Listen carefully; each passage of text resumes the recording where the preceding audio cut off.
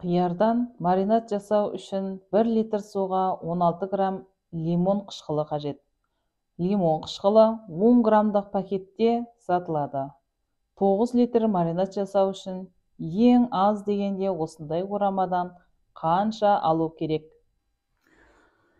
1 литр маринадқа 16 грамм лимон қышқылы қажет екен. 16 грамм.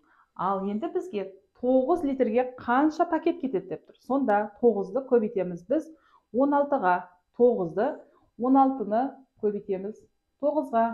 9 жердегі 6 54. 4-ті түсіп, 5-і ойда. 9 жердегі 1-ің 9, ойдағымен 144. 144 грамм лимон қышқылы қажет екен. Ал енді неше пачка дейді? Ондай болатын болса, бір пачкаде 10 грамм болса, біз 144-ті бөлеміз 10-ға. Бөлейік 10-ға.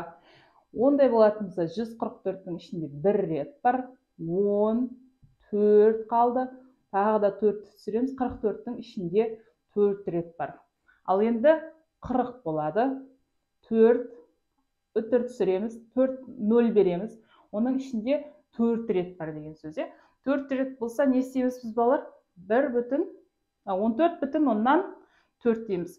Асып тұр ғой, онда бізге жоқ шамамен 15 пачка лимон қышқылы қажет екен.